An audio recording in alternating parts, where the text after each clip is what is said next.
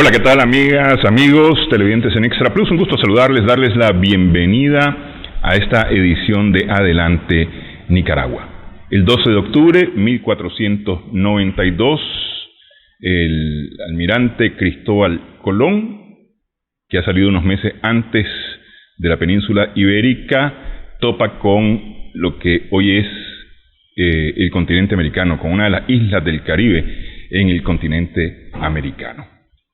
Y eso marca un parteaguas en la historia, en nuestra historia, y abre lo que se llama el periodo de la colonia. Años más tarde, en 1524, bueno, a ver, me quedo con el 12 de octubre ahorita. El 12 de octubre fue conocido durante muchos años como el Año de la Raza, el Día de la Raza, justamente por este encuentro. Ahora se habla del Encuentro de Dos Mundos, la celebración del Encuentro de Dos Mundos, y hay quienes también lo califican como el Día de la Resistencia Indígena Negra y Popular, el 12 de octubre, que se recuerda, se conmemora cada año. Nosotros, a propósito del 12 de octubre, vamos a hablar de una de las ciudades más importantes, o una de las ciudades importantes durante el periodo de la colonia, y que tiene que ver mucho con lo que somos hoy en Nicaragua. España fundó dos grandes ciudades, Granada y León. Nos vamos a quedar con León, fundada en 1524, en junio de 1524, por Francisco Hernández de Córdoba. Sobre esto vamos a hablar hoy. Empezamos con el doctor Jorge Eduardo Arellano, que está con nosotros. Muchas gracias por estar con nosotros, doctor. A la orden. Miembro de la Academia de Geografía e Historia de Nicaragua, directivo de la Academia de Geografía e Historia de Nicaragua. ¿Por qué León? ¿Por qué se funda León si tenían ese lugar que era Granada? Es decir, Granada era como punto de acceso de alguna manera también. El sentido fundacional de ambas ciudades es distinto. León se funda primero como territorio conquistado, como defensa del territorio conquistado, ¿verdad?, para establecer ahí el poder central y avanzar, ¿verdad? Y Granada se funda como base de exploraciones para buscar una salida por el desaguadero al Atlántico. O sea, es una ciudad fluvial que mira pues al mar. Y el otro era para defenderse del territorio conquistado, porque venían otros conquistadores enviados por Cortés y también de la dominicana Gil González, porque en Nicaragua confluyeron las tres corrientes conquistadoras. Sí. ¿Ves? La de Cortés de México, la española, la dominicana, que fue de Gil González, y la que envió Pedrarias, que venía de Castilla y Oro de Panamá. ¿Verdad? Entonces, hay una prioridad histórica en la fundación. ¿Qué significa esa confluencia, esa conjunción de esas tres corrientes? Es decir, marca nuestra historia, marca lo que somos hoy, esa en un sentido, es decir, Nicaragua queda como centro de la búsqueda de un posible estrecho dudoso. Las tres corrientes andaban en busca de ese estrecho dudoso, por eso confluyeron aquí, ¿verdad? Entonces, se funda León primero. Hay pruebas de que el 5 de mayo del 24, en Tezuatega, en el Viejo, que es ahora el Viejo, Gil González está recontando el oro que se ha obtenido, y no hay fundación todavía. Y parece que un Benito Dávila, un conquistador, quiere avecindarse en León y no lo aceptan porque ya está fundada. Entonces decide ir a Granada, donde funda Granada. Entonces ese es el argumento principal, documentalmente hablando, de la prioridad de León Viejo sobre Granada. Sin embargo, el problema no está resuelto todavía en forma definitiva. Bueno, esa es una prueba definitiva, pero Carlos Molina Argüello, que pasó 50 años de su vida en el Archivo de India, inventó o aseguró que la fundación exacta de Granada era el 8 de diciembre. Y por eso así se celebró oficialmente los 450 años. Día de la Inmaculada. Los 450 años, sí. Y y dijo en varias oportunidades, oralmente, sin prueba documental, que el 18, día de Nuestra Señora de la Piedad, se fundó León. O sea, le dio una prioridad a Granada. Pero eso no importa. Es decir, es curioso, sí. Son del mismo año las dos. Del mismo año. De muy poca diferencia. Después hay un dato curioso porque la Catedral de León, la iglesia mayor, que le llamaban, se llamó Santa María de la Gracia, y después le pusieron Santa María de la Piedad. Por algo tiene que ver eso de la piedad. Entonces dura 80 años, está marcada por la violencia y el mito, porque cuando se destruye pasaron 3 siglos sin que hubiese nada ahí, y creyó la gente durante 3 siglos que se la había tragado el lago. Sí. O sea, que estaba bajo el lago. Sí. Y la literatura de la época, Ernesto Cardenal en El Estrecho Dudoso, reafirma, continúa con esa leyenda, con ese mito, pero estaba viva, estaba en su mismo sitio. En 1886, en un artículo de Rubén Darío sobre la erupción del Momotombo, dice,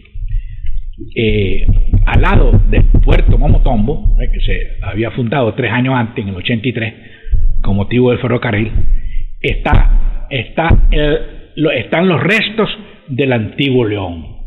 Entonces era visible, pues, pero a nadie le interesaba, nadie tenía conciencia de redescubrirlo y de valorarlo, porque estaba el país, pues, en otras funciones, ¿ves? Entonces Luis Cuadracea y un señor Valdizón de León visitaron en el 31 la ruina, junto al Diamante, que el Diamante es una hacienda que queda ahí cerquísima de Momotombo. Fueron y tomaron fotos. Entonces, se tenía pues noticia de la existencia en la tierra de León Viejo. Sí, es que esa realmente fue una historia que corrió mucho. Incluso en el 31 Luis Cuadracea dice, no es cierto que el lago se haya tragado León Viejo, no es cierto que esté bajo la agua del lago, dice, están ahí y no es posible porque están a cientos de metros, a varios cientos de metros de la costa del lago. Sí. Así es decir, hay 2 cosas fundamentales que establecer, ¿verdad? Producto de los resultados de las prospecciones arqueológicas.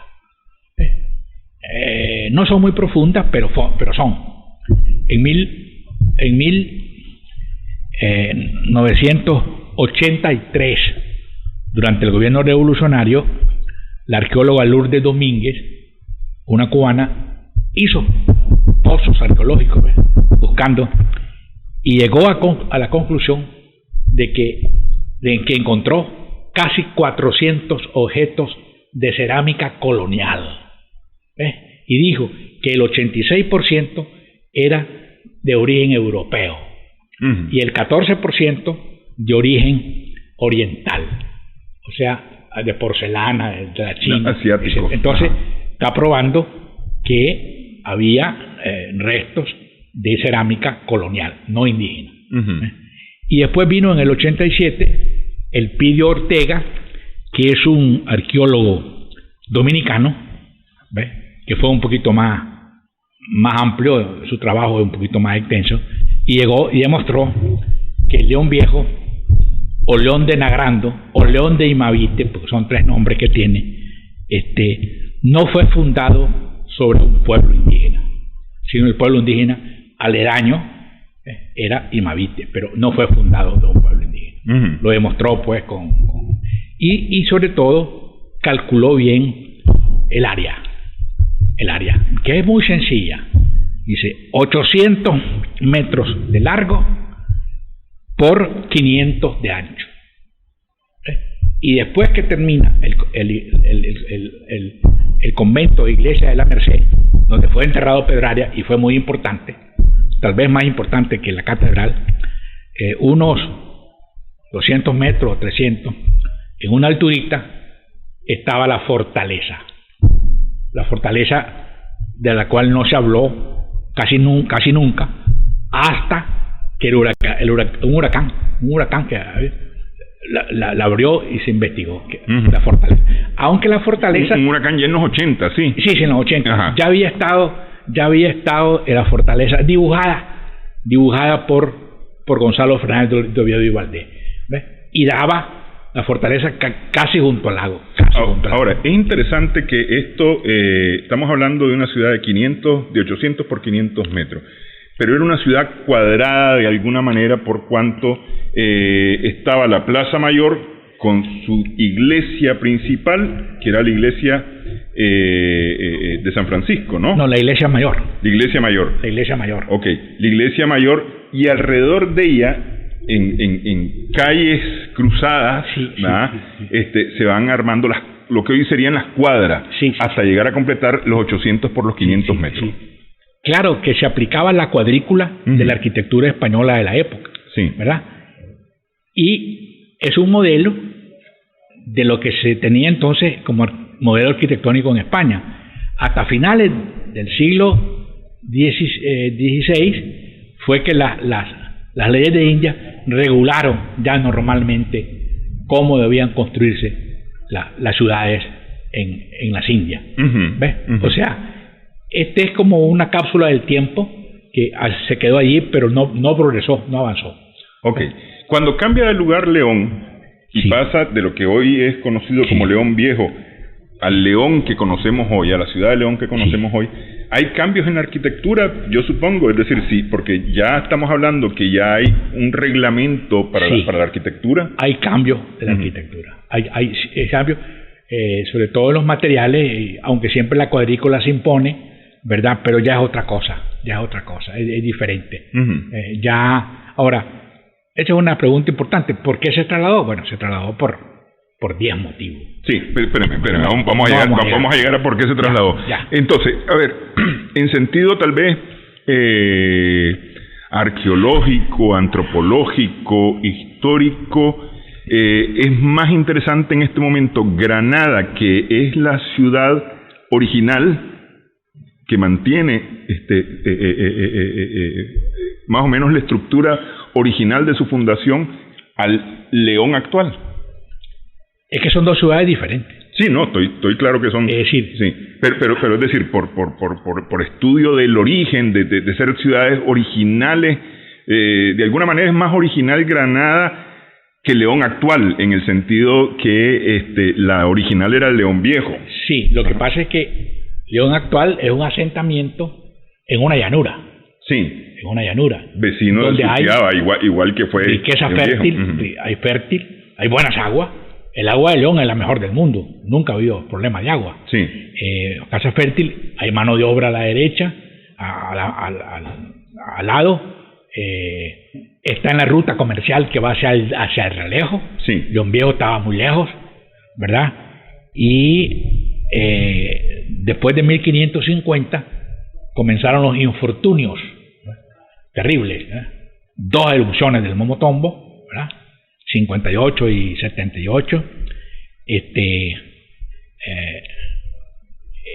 una inflación, el peso dejó de valer 8 reales, solo valía 7 reales,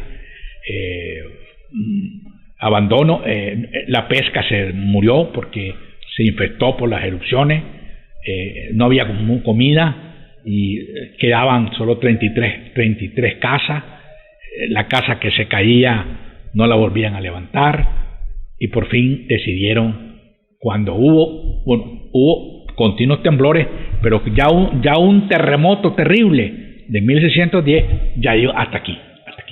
Entonces comienza el traslado en 1610. Jurídicamente hablando, es la misma ciudad de León, pero objetivamente hablando es otra ciudad porque es otro asentamiento distinto. Otro asentamiento. Sí. Ahora, una de las razones que tal vez ha pasado como leyenda, de alguna manera, digo la razón, ¿no?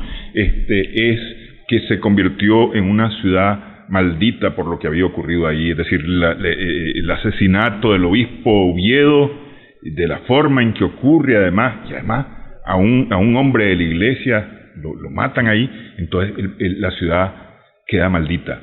Es decir, ese es como una leyenda, no necesariamente es la realidad, pero ese era un sentimiento que había también. Hubo una, después de 1550, el 26 de febrero, que asesinan los hijos de Contreras a Antonio de Valdivieso, surge el infortunio.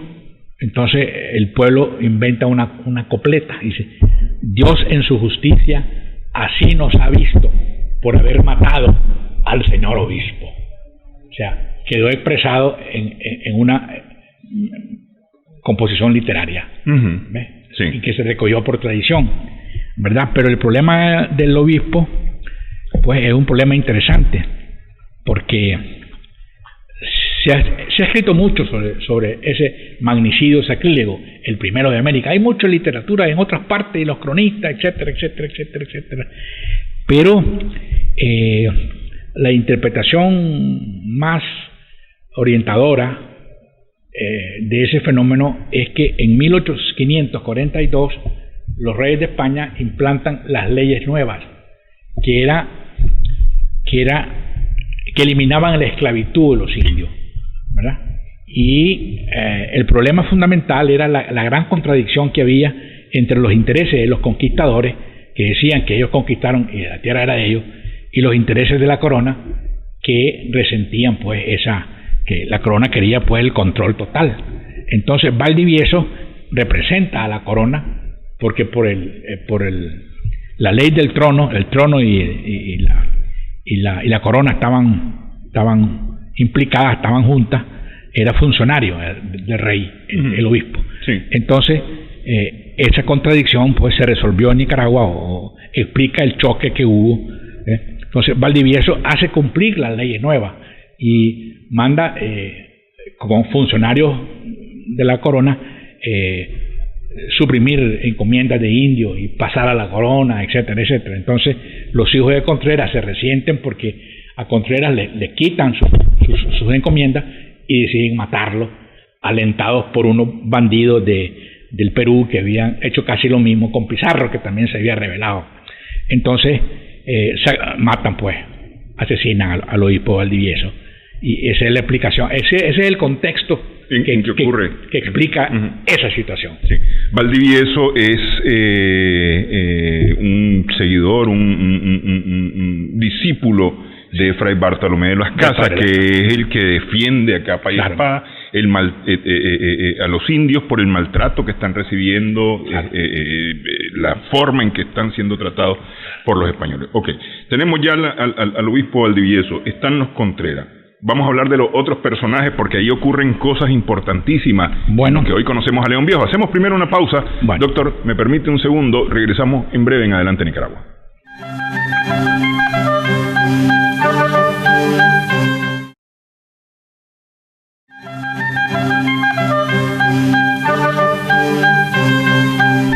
Seguimos en Adelante Nicaragua en Extra Plus. Dijimos que Nicaragua fue la confluencia, el lugar hasta donde llegaron Cortés desde el norte, Gil González que viene del este, y desde el sur Pedraria. ¿Estuvieron en León Viejo alguno de ellos o solamente enviados de ellos? Porque es decir, Hernández de Córdoba es el representante de Pedrarias. Sí, pero él se le revela a Pedrarias y él lo manda a degollar. Sí. En la Plaza Mayor en el 26, lo degolla, ¿verdad? Y después viene otro español de Honduras, y ocupa la gobernación, pero lo nombran los cabildos. Los cabildos tenían poder, los cabildos. López de Salcedo. Un pariente de López de Salcedo, o mejor dicho, la esposa de López de Salcedo era concuña de Gonzalo Fernández de Oviedo y Valdés, el gran cronista del Nuevo Mundo, y vive en León Viejo. ¿Ves? Y encuentra una tinta especial de la madera, y con esa escribe un libro de heráldica. O sea, Gonzalo Fernández de Oviedo, que le llama a León de Nagrando, porque los nagrandanos eran los que habitaban todos. Sí. Imavite era el nombre de un pueblito, por eso también le llaman León de Imavite. Entonces, pero después que se va López de Salcedo, llega Pedro Arias y llega también un alcalde mayor, Francisco de Castañeda, y entran en pugna, pero medio gana Castañeda y por fin muere Pedro Arias. Pedro Arias hace barbaridades, ¿verdad?, de todo tipo, pero en la lectura que se ha hecho de su significación histórica, lo reivindican hasta cierto punto, porque no hizo más crueldades que todos los demás, pero hizo crueldades, ¿no? Pero estableció los límites de Nicaragua y trajo el progreso de la época, que era los cerdos. Trajo los cerdos, trajo muchas cosas. Entonces se considera el fundador de la provincia colonial de Nicaragua. Pero hay una reivindicación que acaba de hacer Aldo Díaz Lacayo en el último número de Hernández de Córdoba, Francisco Hernández de Córdoba, el descubridor, y Pedro Arias, el fundador. Sí. Entonces lo entierran bien a Pedro Arias en la Merced, en la iglesia de la Merced, y hay un documento que dice: su hija pues hacía los santos para recordarla a su padre, etcétera, pero lo sustituye. Entonces Castañeda ya ocupa la gobernación después de la muerte de Pedro Arias. Castañeda había ayudado a la etapa constructiva, al tapial, etcétera, y tiene mucho informe de la vida de los artesanos, sobre todo, que había en León, que había muchos, etcétera, etcétera, ¿verdad? Pero Castañeda huye del país, se roba el dinero y huye del país. ¿Ves? Y el dinero son los impuestos recolectados. El dinero es la Caja Real. Porque León Viejo era la sede del gobernador, la Caja Real y la sede episcopal. ¿Sí? La capital de Nicaragua tenía esas tres dimensiones: la religiosa, que había obispo; la económica, que es Caja Real. En la Caja Real también estaba el quinto en la fundición del oro. Y la casa de fundición, que fundían el oro y la quinta parte se la pasaban al rey por obligación. Y es el oro de los lavaderos del norte. Se hablan de las minas del norte, pero eran minas como los guriceros, ¿verdad? No minas formales, sino de los ríos. Y había bastante, ¿verdad? Entonces huye Castañeda, y un amigo de él muy íntimo, parece que eran sodomitas, porque tenía Castañeda detrás de su casa la casa donde vivía Andrés Caballero, y solo la separaba un postigo. ¿Ves? Y en la lucha por el poder entre Pedro Arias y Castañeda, Andrés Caballero se enfrentó a Pedro Arias, tuvo ese valor, ¿verdad? Pero se muere Pedro Arias, se va a Castañeda, y los partidarios de Pedro Arias, enemigos de Castañeda, se la cobran a Andrés Caballero, y el alcalde Diego de Tapia en 1537 lo manda a quemar vivo en la Plaza Mayor a Andrés Caballero. Es decir, ocurren barbaridades. Por el pecado nefando contra natura, que era un delito que, según las leyes de Alfonso X, era penado con la muerte. Delito que nunca le demostraron. Se hicieron juicio y le demostraron, porque era obvio. Era obvio que tenía. Y eso que. Pero no estaba demostrado nada con Castañeda. Es decir, con Castañeda. Es que vivían juntos. Vivía detrás. Solo había un postigo para separar. Y Castañeda tenía a su esposa, pero eso no importa. Pero es el primer sodomita documentado en la historia de Nicaragua. Andrés Caballero. Y juzgado y muerto. Juzgado sí. ¿Quiénes son los Contreras? Los hijos de Rodrigo.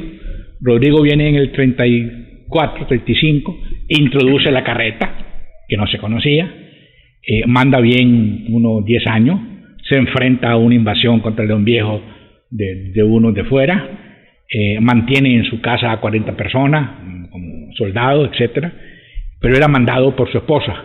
Pero eso te lo puede decir muy bien Elena, porque lo ha estudiado en un libro que está escribiendo. Con ella vamos a conversar en breve para hablar justamente de las mujeres de León Viejo. Pero como le quitan las encomiendas, los hijos se resienten, de 20 años, de 18 años, y se vengan pues con el asesinato de Valdivieso. ¿Ves? Son unos hijos pues que se alían con unos delincuentes que venían del Perú y que habían fracasado. En Guatemala, en Panamá los habían derrotado a los discípulos de Pizarro, a los hombres de Pizarro, ¿verdad? Y querían hacer príncipe del Nuevo Mundo a Hernando de Contreras, al muchacho, ¿verdad? Pero se van en barco, etcétera, y en Panamá son derrotados. Es decir, uno se pierde en una ciénaga y al otro, y a Hernando, lo degollan y la cabeza la ponen en la plaza de Panamá.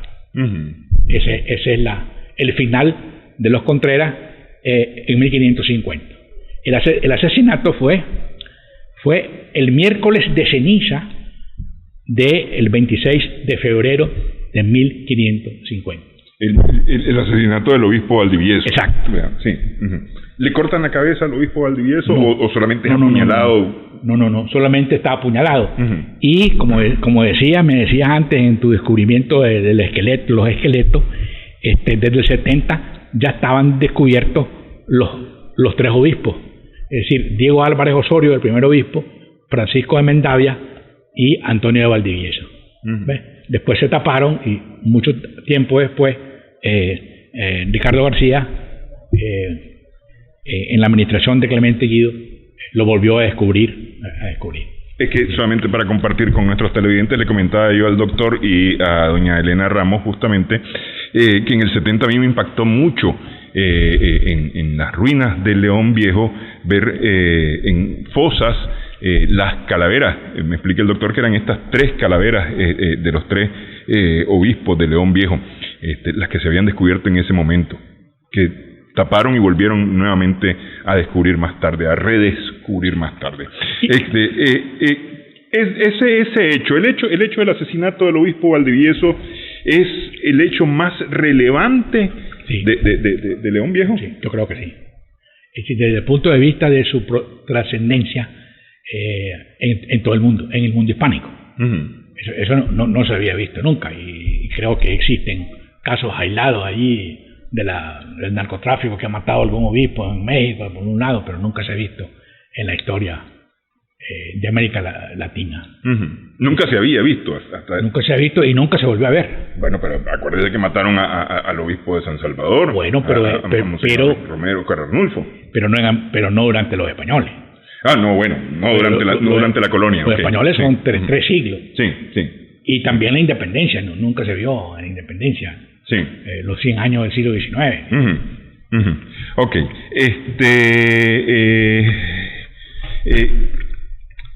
Se ha investigado bastante sobre León Viejo. ¿Cómo ha sido esto de León Viejo? Mira, el primer libro es de AAA, Alfonso Argüello. Es el que hizo el trabajo de Cuzuco, de Rurar, de acuerdo con bajo la dirección de la UNAM, del doctor Tundelman, que impulsó el descubrimiento. Ahí está bien resumido para la época, con los objetos que se encuentran, objetos de metal. Este es posterior no, este es el primero, del 67. Y por eso, es posterior al descubrimiento, al descubrimiento de la ruina. A raíz de la ruina. Es decir, en el 67 hay 2 fenómenos culturales los más importantes: el centenario de Rubén Darío y el descubrimiento de León Viejo. Eso fue lo más importante que se dio ese año, desde el punto de vista cultural. ¿Ves? Y vinieron de Costa Rica, vinieron de España, después vinieron un francés, ya en la revolución, ya te dije, el dominicano y la cubana. Después han seguido mucho, han trabajado mucho. Clemente Guido se ha obsesionado en trabajar permanentemente. Se realizó un hecho más importante, que fue el descubrimiento de los restos óseos de Hernández de Córdoba y de Pedrarias. Son grandes aportes de Clemente. En Pedrarias a los 2 los encontraron en la misma, en la Merced, a los 2. Eso es interesantísimo, ¿verdad? Y bueno, que otros personajes, hay personajes que pasaron rápido. El primer el primer alcalde de León. Bueno, León se funda con 33 personas nada más, incluyendo un cura, Diego Guerra. Y su consejo, el cabildo, es hasta en el 27, o sea, 3 años después, el primer cabildo. Y el primer alcalde es Sebastián de Benalcázar, que es el fundador de Quito y un montón de ciudades de Sudamérica. Está también Hernández de Soto, que descubrió el Mississippi. Pasa también, o vive Hernán Ponce de León, el que conquistó Puerto Rico, etcétera, etcétera, ¿verdad? Así es que lo interesante es establecer las etapas constructivas. ¿Ves? Hay una primitiva que es del 24 al 30. Antes de las etapas constructivas, ¿a dónde están ahora Hernández de Córdoba y Pedraria? Los restos. Supongo que ahí mismo. Ahí, siempre en la ruina. Siempre en la ruina, supongo. Supongo. Lo que trasladaron fueron los restos óseos de los 3 obispos. Sí. Pasaron a la Catedral de León hace un buen tiempo. Hace un buen tiempo. Ok. Bueno, ahora sí, las etapas constructivas. Sí, bueno, son 3. Son 3. Es decir, duró 86 años. Tuvo altibajo, desde luego. El año pleno es 1545, que había calles limpias, deshierve de camino, mucho pescado barato, carnicería, etcétera, y todos los artesanos, herreros, carpinteros, cerrajeros,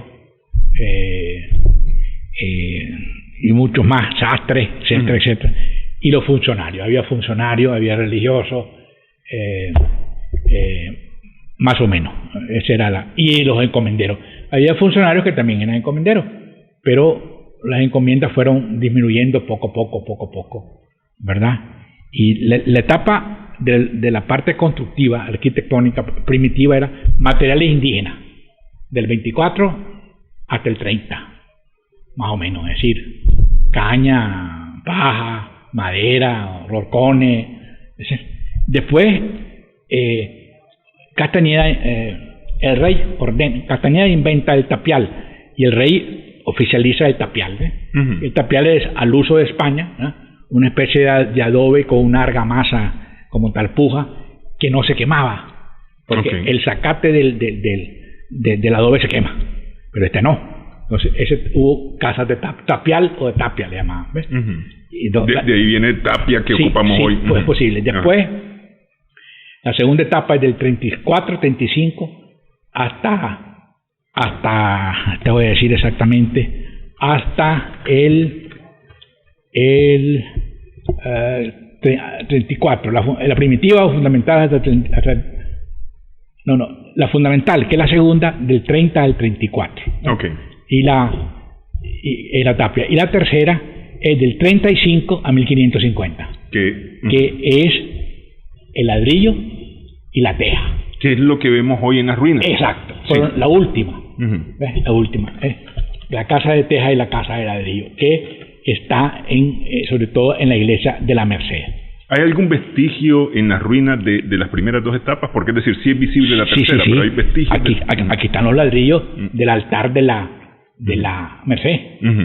Que son de tapizal. Sí, que son ladrillos, sí. ¿Verdad? Entonces, en ese año, en 1540 y pico, 42, alcanzó su mayor extensión y uniformidad urbana. Esas son las 3 etapas, que fue la definitiva. Sí. Esta es una fotografía de los 70, ¿es esta fotografía? Es más reciente, creo. ¿Más reciente? Es más reciente, creo yo. De León Viejo. De todos modos la van a ver ustedes en pantalla. Pero tan reciente, no sé, me da la impresión que porque más reciente me parece que ahí está un tanto más cuidado, me da la impresión. Es que lo que pasa es que hubo un tiempo en que le pusieron a las ruinas tejas modernas. Sí, encima, sí. Y la gente creía que era el tejado original, ¿no? Pero se lo volvieron a quitar por otras razones. Me imagino que era como para cuidar que la gente no se sentara. Y defenderse un poco más de la lluvia y las cosas. Sí. ¿Ves? Bueno, vamos a hacer una nueva pausa, vamos a cambiar un poco, vamos a hablar acerca de otros personajes, pero personajes mujeres en León Viejo, y para ello vamos a conversar con Elena Ramos, que es investigadora de la Biblioteca del Banco Central de Nicaragua. Regresamos en breve.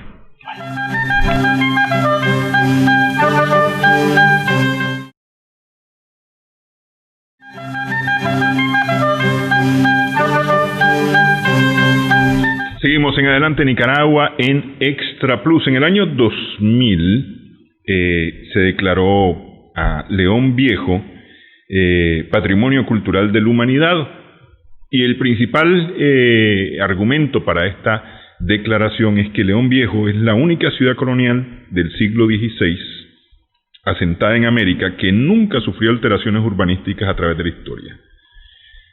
Hoy este es Patrimonio de la Humanidad. Patrimonio Cultural de la Humanidad.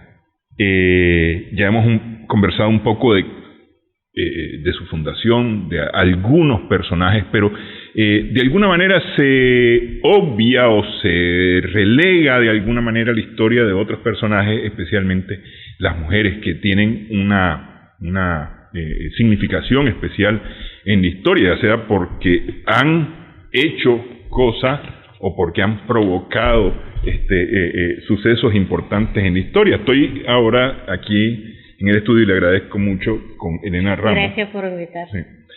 Ella es investigadora. Y usted se ha interesado mucho en las mujeres de León Viejo. ¿Por qué? Bueno, porque en primer lugar me interesan las mujeres en la historia de Nicaragua. Y obviamente no podía obviar el tema como León Viejo. Entonces, comenzando yendo pues hacia desde el pasado hacia el presente en la historia, topé con León Viejo. Y obviamente había mucho que ver ahí, porque sobre los documentos que están conservados sobre León Viejo, que están en una colección de documentos que son 17 tomos gruesos. Uh-huh. Entonces allá da para un montón de novelas, porque hay historias hermosas, hay historias tristes, hay historias trágicas, hay historias cómicas, hay de todo. ¿Y a dónde está ese archivo? Pues eso hay una publicación que se llama Documento para la Historia de Nicaragua, y están en varias bibliotecas, solo que no todo el mundo se atreve con la lectura de 17 volúmenes escritos en español antiguo. Sí, en castellano sí, antiguo. Sí. Okay. ¿Se ha metido usted al archivo de Indias en Sevilla? No he pisado la tierra española. Sí. No he tenido oportunidad. Porque supongo que ahí debe haber cualquier cantidad de información. Sí, pero bueno, eso espera a alguien que siga el trabajo que comenzó Vega Bolaños, y alguien debería de continuarlo. Uh-huh. Sí, porque yo supongo que ahí está escrita, ahí está documentada una parte importante de nuestra historia, y seguramente de mujeres debe haber. Con seguridad. Sí, ok. Hemos hablado de los personajes más conocidos. Algunas mujeres importantes de León Viejo fueron las esposas de algunos de estos personajes conocidos. Bueno, eran esposas o, digamos parientes. Por ejemplo, una cuyo nombre sí está muy ligado con León Viejo, aunque sobre su presencia física todavía no se sabe con total certeza, es Isabel de Bobadilla. Una mujer formidable en todos los aspectos, esposa de Pedrarias. Solo que en todo caso, si ella haya estado en León Viejo, fue ya después de la muerte de él. Uh-huh. Porque ellos estuvieron juntos en lo que ahora es Panamá. Ella fue con él a América, que no fue usual. Cuando el rey comisionó a Pedrarias a asumir la gobernación de Castilla del Oro, él pensaba dejarla en casa, como la mayoría en aquel tiempo hacía. Pero ella no quiso. Escribió una carta que por milagro se conserva. Amado esposo, me parece que nos unimos desde jóvenes con el yugo marital para vivir juntos, no separados. A donde quiera que te lleve la suerte, ya entre las furiosas ondas del océano, ya en horribles peligros de tierra, sábete que te he de acompañar yo. Ningún peligro puede amenazarme tan atroz, ningún género de muerte puede sobrevenirme que no sea para mí mucho más llevadero que el vivir separada de ti por tan inmensa distancia. Es preferible morir una vez y que me echen al mar para que me coman los peces, o en la tierra de los caníbales para que me devoren, que no el consumirme de luto continuo y tremendo de tristeza, esperando no al marido sino sus cartas. Esta es mi resolución, no tomada temerariamente ni del momento, ni por arrebato mujeril, sino maduramente pensada. Escoge una de las cosas, o me cortas el cuello con la espada, o consciente en lo que pido. Ni siquiera me lo impediría un momento de amor de los hijos que Dios nos ha dado. Los dejaremos los bienes antiguos y los dotales con que puedan vivir entre los caballeros de esa clase. De lo demás yo no me cuido. Romántico el Pedraria, especie a todo el salvajismo que se le adjudica, ¿no? Pues esta es la carta de ella a él. Pero esta es la de ella. Sí, pero le voy a leer ahora una de lo que dijo Pedraria. Esa no es la que le manda. Yo en algún momento pensé que era Pedraria. No, es ella a él. Ajá. Entonces, pero que él también le escribió una carta tierna. Por ejemplo, él escribe estando él en Nicaragua y en España ya. No me pesa sino la congoja que, señora, habéis tenido, que de mis trabajos no siento otro, sino estar sin ver a vuestra merced. De mí, señora, no hay que decir, sino que estoy sano, bendito Dios, de todas mis enfermedades, que de todo me ha sanado el trabajo de la residencia y pensar que, señora, os habría de ver presto. Es decir, hablando en español actual, que hasta todas las enfermedades se le han quitado porque él pensaba que se iban a encontrar. Bien. Estaban carteándose a través del océano con toda la lentitud del caso. Sí. Y bueno, Pedraria podía ser, bueno, no era ninguna mansa palomita, pero parece que efectivamente el férreo gobernador amaba a su esposa y ella lo amaba a él. Sí, doña Isabel de Bobadilla. Sí. Sí. María de Peñalosa también es otra de las personajes. Pues María... Y me parece que ahí don Ricardo Pasos Marciac, que se ha preocupado por la investigación especialmente de la ruta del Realejo, ¿no? Escribió El burdel de las Pedrarias, donde rescata de alguna manera historia de estas mujeres, que se puede pensar que es una historia negativa, pero al final de cuentas estamos hablando de una historia de sobrevivencia, una historia de emprendimiento. Es una historia complicada. Primero, como se dice, la presencia de Isabel en Nicaragua no está totalmente asegurada. Ella tenía encomiendas aquí, eso sí es seguro. Eso sí hay documentos. Pero si ha estado físicamente o no se sabe. Pero supongamos que sí. Pero estuvo en Panamá por lo menos. Bueno, pero suponiendo que estuvo en Nicaragua. Sí. Y realmente una de las cosas de que han acusado a Rodrigo de Contreras, que era yerno de doña Isabel, que consciente que un pueblo de indios que tiene administración, que es de su suegra, que haya ya que un prostíbulo, en resumida cuenta, aquel burdel, el burdel de las Pedrarias. Sí. Que en todo caso lo que el documento menciona que estaba en las tierras administradas pues o que eran la encomienda de Isabel. Es decir, que estuvo ella ahí no se sabe, pero bueno, tiene que ver. Pero ahí pues hay que recordar una cosa, que que ahora vemos al organizar un bordel, que horrible, ¿cómo es posible? Pues entonces Carlos V, el emperador, pues que en general trataba de ser muy cristiano, él autorizó la instalación del primer burdel de las Américas. Pues una cédula real que fue fechada el 21 de agosto de 1526. No es el burdel de las Pedrarias, es otro, pero entonces él, pues una persona de apellido dichoso Pasos Sánchez Sarmiento le pidió permiso para instalar una en Santo Domingo, actualmente República Dominicana. Entonces él dice que hay necesidad que se haga una casa de mujeres públicas, y me suplicó y pidió por merced le diese licencia y facultad. Por ende yo os mando, habiendo necesidad de la dicha casa de mujeres públicas y el lugar conveniente para que se pueda hacer. Entonces nada menos que el rey consideró que que era necesario. Entonces la iglesia lo toleraba también, incluso San Agustín en su tiempo dijo que pues los burdeles eran como las centinas, es decir, centinas en los barcos donde se filtra el agua putrefacta. Y si eliminan las centinas se va a contaminar todo el banco, eliminan los burdeles se va a contaminar toda la sociedad. La iglesia y la corona decían, bueno, ni modo, pero mal menor. Un mal necesario, digamos. Sí, lo consideraban mal necesario.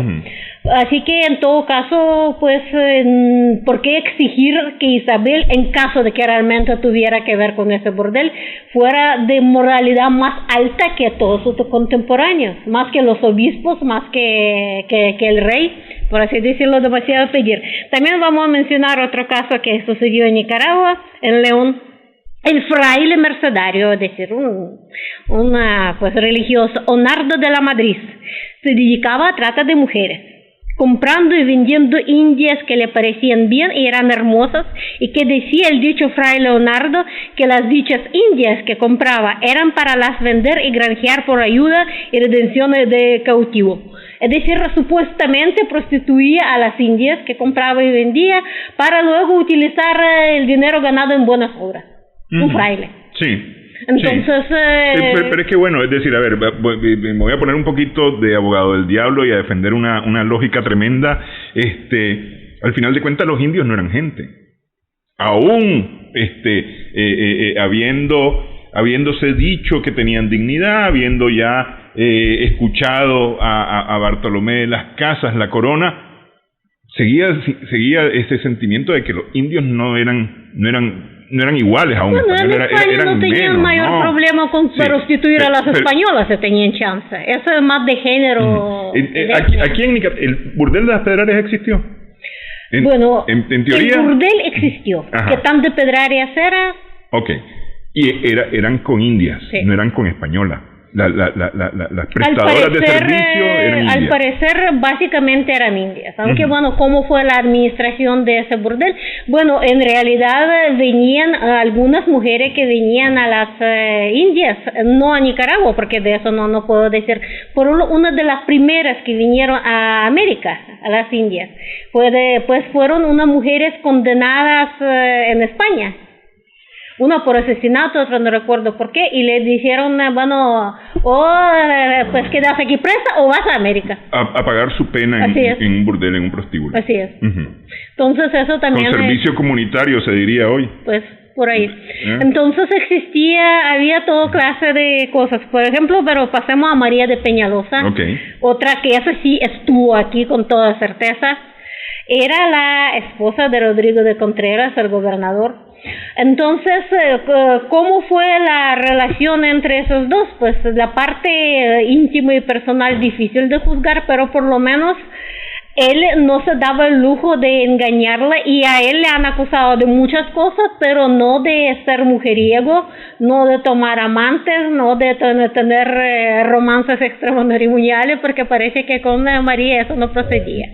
Lo tenía mecate corto, como se diría popularmente. Pues entonces, pero la pareja tuvo numerosos vástagos, 6 hembras y 5 varones. Wow. Así que su vida sexual fue intensa. Sí. Entonces, lo que pues realmente le han su papel muy activo en la política, que decidía un montón de cosas.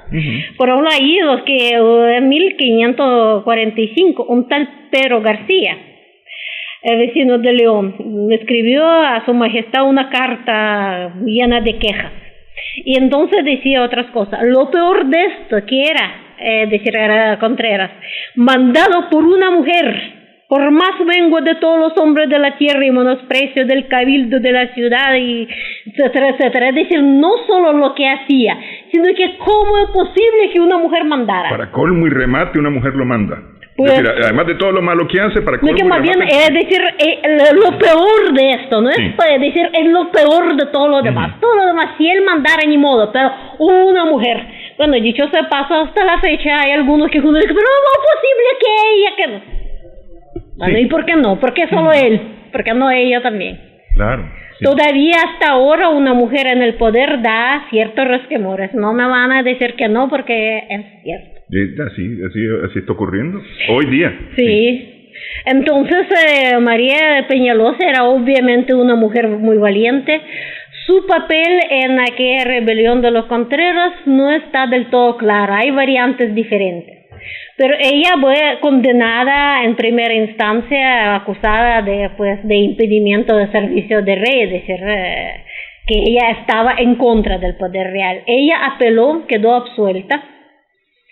Pues, ¿cuál de las instancias tuvo razón? Difícil, porque solo apareciendo algunos nuevos documentos se pudiera aclarar.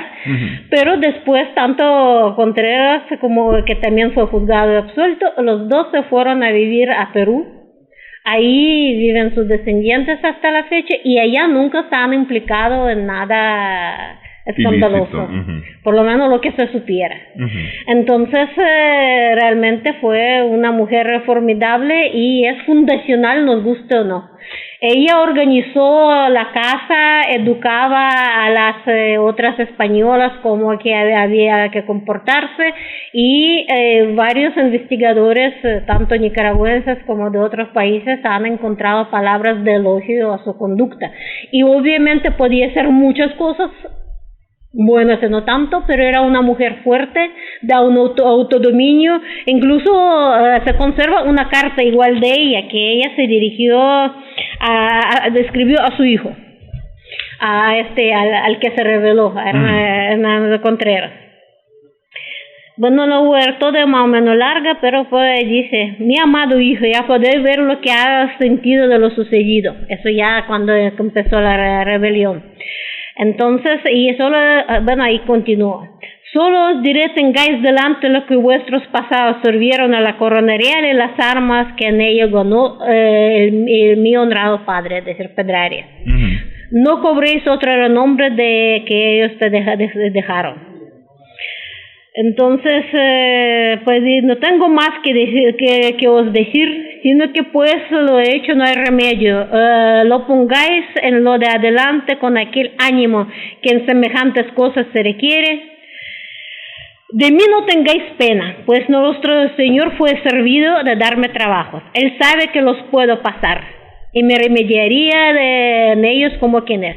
Eso de Dios fue servido en darme trabajo, eso quiere decir que bueno, ese giro en aquel tiempo significaba que pues quiso, decidió.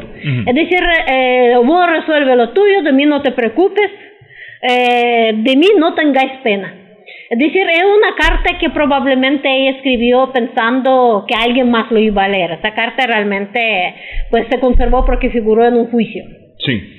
Pero esa, es decir, no es una carta íntima, no es como aquella de su madre Isabel, que es una declaración romántica. Esta es una carta de una mujer que sabe cuidar sus pasos. Pero dice: de mí no tengáis pena, yo todo lo puedo soportar. Es decir, es una mujer orgullosa, antes que nada orgullo, altiva, orgullosa, intensa. En realidad le quedaba corto el mecate de su tiempo. Ella nació para jefear, no nació para obedecer. Entonces, en la medida de que podía, mandó. ¿Tuvo alguna relación ella con doña Catalina Álvarez? Pues la relación de odio, por así decirlo, porque doña Catalina Álvarez Calvente de Valdivieso es la madre del obispo Valdivieso.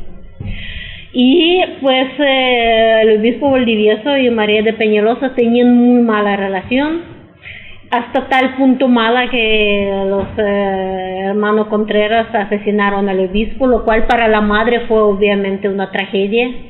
Que eso sucedió, bueno, él murió prácticamente en su presencia, no lo mataron en su presencia, pero luego ella estaba cerca en la misma casa.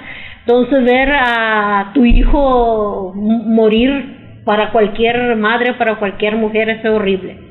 Entonces ella luego reivindicaba exigiendo castigo, clamando por el castigo de los culpables. Entonces ella escribió también, bueno, parece que ha escrito muchas cartas, pero es la que se conserva. Y está dirigida también al emperador. Entonces, y lo que ella pues dice lo que ella exige que sean castigados, es una carta bastante larga. Entonces, y entre otras cosas, y permitirá Dios dar algún azote a vuestra majestad por la remisión, es decir, tardanza que ha tenido no haber mandado muchos años y de esos traidores, se refiere a los Contreras, a España, y no dejarlos para que hayan hecho una cosa tan señalada en el mundo contra Dios y contra vuestra real corona.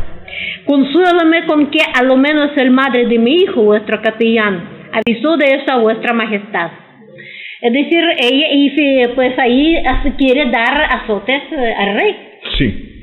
Pues en realidad había que ser bastante atrevida para escribir algo así al rey, porque ni ahora que los reyes no son lo que eran, ¿quién se arriesgaría a escribir a la Dios permita que te azoten, le dice al rey, sí.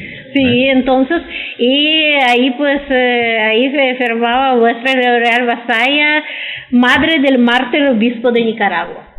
Pues ella realmente también sabía dónde estaba parada, porque cuando una firma así, ¿quién se atrevería a criticarlo? Madre del obispo mártir, ¿no? ¿Qué se hizo ella? ¿Se fue después de la muerte del hijo? Porque es decir, supongo que su vida debe haber estado amenazada, si tenía ese valor de pararse de esa manera ante el rey. No se sabe qué fue de ella. Bueno, no olvidemos que debió haber sido Cielo Valdivieso no era jovencito cuando fue asesinado. Ella tenía que ser unos 15 años mayor, como mínimo, sí, para haber sido su madre. Era además una señora de avanzada edad. Entonces no se sabe ni de su muerte, ni de su vida, ni su destino. Yo creo que de haber muerto de alguna manera dramática se hubiera trascendido. Es posible que ella haya muerto de muerte natural, tal vez por tanta atención y tanta pasión que sentía. Y realmente odiaba a María de Peñalosa. Y no se le ocurrió pensar, entre otras cosas, que si bien ella ha perdido a su hijo, pero también los 2 hijos de María murieron a causa de rebelión, es decir, fue un encuentro de 2 mujeres fuertes, claro, una con más poder que otra, y además María aristócrata, y lo que se sabe sobre doña Catalina, que no era de alta alcurnia, pero valor no le faltaba, eran 2 mujeres fuertes. Ahora, aparte de doña María de Peñalosa y doña Catalina Álvarez, que hay total certeza de que estuvieron en León Viejo, ¿hay alguna otra mujer relevante bueno, de León Viejo? Hay una relevante, por ejemplo, Iseo de Santiago, así se llamaba. Iseo es un nombre ahora, pues no conozco ninguna Iseo actual, pero no es nombre de varón, es de mujer. Ella llegó como dama de compañía de María de Peñalosa, llegó de España, y aquí la casaron con un conquistador, Mateo de Lescano, que tenía buena posición y buen dinero. Entonces, ¿qué tanto se gustaban esos dos? No se sabe, pero por ejemplo, mientras Mateo de Lescano estaba explorando Río San Juan, que él estuvo en esa expedición en 1540, un tal don Diego, cacique de Cindega, pues que uno de los pueblos encomendados a Lescano presentó ante las autoridades una queja de que la dicha Iseo de Santiago, mujer del dicho Mateo de Lescano, le había tomado todos los servicios y ciertos puercos, que dicho se pasaron 60 puercos, y aves y ropa, y le había quitado su señorío, le había hecho vaquero, y le había mandado guardar un hato de vacas, y hasta lo mandó a azotar, porque consideró Iseo que él no estaba haciendo bien su trabajo de dirigir ese pueblo. Entonces, ella lo mandó siendo cacique a pastorear vacas, que en aquel tiempo para un cacique eso fue un bajón de rango total, horrible. Sí. Entonces, y comenzó la investigación, que fue bastante presta, porque Iseo se llevaba mal con doña María de Peñalosa, es decir, había su interés en ver. Entonces, y preguntaron a los indios si algunos murieron a causa de los malos tratos, y los indios dijeron que no ha muerto ninguno, pero que harta muerte tienen dándoles cada día. O sea, doña Iseo era pésima administradora. Ella, pues, no sé, pues no hay ningún retrato ni descripción, solo dicen que es una mujer recia, no en el sentido que gorda, sino de recia personalidad, de carácter, de ser una mujer fuerte. Sí. Bueno, es posible que fuera también guapa, porque para la dama de compañía, doña María escogía a las que pues que dieran lustre a su corte. De buen ver. Sí, entonces yo la imagino más o menos como Cersei del Juego de Tronos. Guapa, dañina, no muy razonable. Pero bueno, lo que pasa que pues ella por haber tenido esos problemas con doña María, cuando su esposo Mateo de Lescano falleció, que no tiene nada que ver con los Lescano actuales. No dejó descendencia esa rama. Entonces esa mujer brava y recia de condición, como le llamaban, no heredó las 3 encomiendas, solamente le dieron 2, probablemente por ese conflicto de doña María. Entonces se marchó a Perú con 8 esclavos. Después volvió, conspiró, litigó y recuperó las encomiendas y casó en segundas nupcias con el licenciado Diego de Pineda. Y en 1548 tenía 235 indios que le pagaban tributo. Bueno, y con todo su historial nadie dijo que ella no servía para administrar a los indios, solo dieron. Sí, wow. Es decir, ahí tenemos 3 historias de mujeres que estuvieron en León Viejo: María de Peñalosa, Catalina Álvarez y Eiseo de Santiago, ¿va? Bueno, para muestra botón tal vez. Son, a lo mejor por ahí viene la mujer fuerte que es hoy la nicaragüense, de alguna manera, ¿no? Podría ser. Quiero agradecerle, mire, el tiempo nos ha volado, no sé si iba a decir algo. Bueno, quería mencionar el caso, si hay tiempo todavía, de una historia entre el drama y la picaresca. Una mujer conocida como Catalina de Rivadeneira se presentó ante el gobernador denunciando el maltrato de su esposo. Presentó testigos, todo se confirmó. Pero el marido dijo que él se arrepentía, que quería seguir con ella. Bueno, entonces dicen las autoridades: si la mataste, vamos a cobrar 2,000 monedas de oro para la caja del rey. Bueno, y ella como que no le pareció interesante y dijo: ay, perdón, se me olvidó un pequeño detalle, estoy casada en España. ¿Y cómo fue? Es que mi esposo se fue a Génova y yo no sabía que se ha muerto, entonces me casé otra vez. ¿Y por qué no dijiste que habías estado casada? Por inadvertencia. Así cita textual, por inadvertencia. Entonces ese crimen de bigamia se consideraba serio y tenía que ser juzgado por la Santa Inquisición, pero no estaba instalado todavía el tribunal aquí. Sí. El gobernador la despachó a España, el esposo dejando por nulo su segundo matrimonio, lo cual a su esposo segundo la rechó tremendamente. Él luego estaba diciendo que malo el gobernador, que malo todo el mundo, que pues ahí escribiendo quejas a diestra y siniestra. Y Catalina, que resultó ser Catalina de Aguilar en hora de Rivadeneira, movió la mano y se fue, y quién sabe con quién y para dónde. Vaya, historias. Seguramente hay bastante más que contar, pero el tiempo nos vuela. Quiero agradecerle que haya estado con nosotros en esta ocasión. Mucho gusto haber platicado con Igualmente. usted. Sí. Gracias a nuestras amigas, amigos televidentes en Extra Plus por su sintonía. Esperamos que el programa haya sido de provecho para usted.